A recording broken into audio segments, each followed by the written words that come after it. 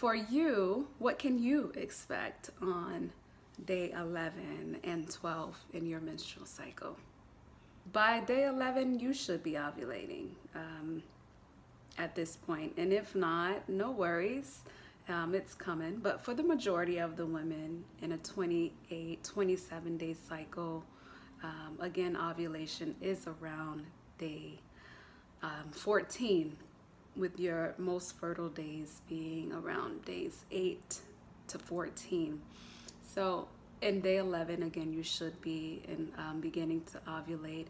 Again, testosterone levels are being activated at this point due to the high level of estrogen. So again, your libido is revving up, which is your sex drive. And as mentioned previously, the estrogen was beginning to work on your ovaries, which was creating small little follicles that would later release eggs, which it's hoping to be fertilized. Your uterus is beginning to thicken. The lining of your uterus is beginning to make a home, hopefully for that fertilized egg.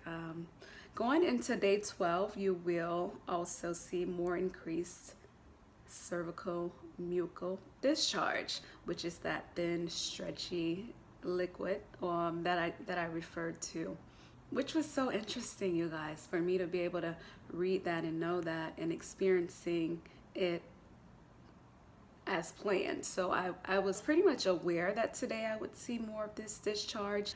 Also, the testosterone, you guys, is beginning to surge and spill over. And with the rise in testosterone, you're gonna have an increased libido, which is your sex drive. And it makes sense because testosterone is the main sex hormone for men. That explains why men and women have more increased sex drive with testosterone. There's increased facial hair growth, there's increased muscle mass with women. So one of the things that I really wanted to share with you guys, especially on day 12 with the increased testosterone, is as women just to be cautious of that. Yes, we want to seek balance in our life. It's good to have a good balance of feminine and masculine energy, but I feel that testosterone can sometimes overpower that femininity in women. And I don't know, you may not be into that, but I feel as though you should really just be careful because testosterone can get you in some trouble. I don't know, I just feel from previous experience that testosterone, it can overpower your decision making and your vulnerability as a woman. And I just want to remind you to remain grounded during this time of the cycle, and not to lose sight of your power and your choices as a woman.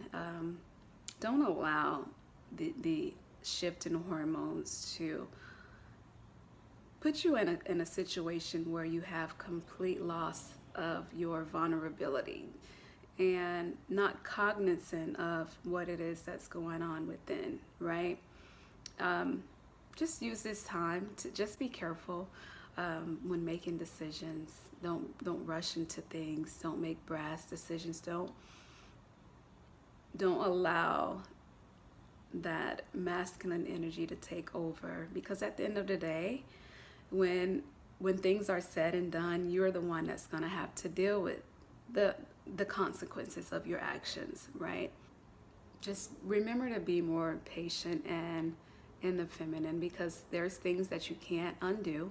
There's things that you can't unsay or take back.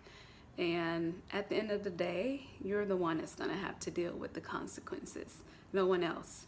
And I feel as though testosterone can push you over the edge a little bit in that sense, make you more,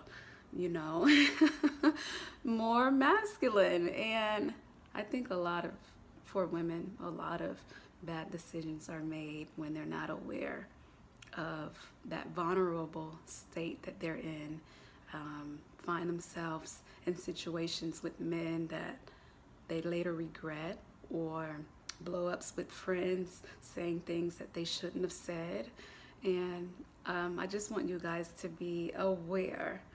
That's more about what these videos are about, just giving you some insight and some information to, think about and incorporate into your life. I just want you guys to be more accountable for your actions and have more power over your feminine energy, have more power over your vagina, right?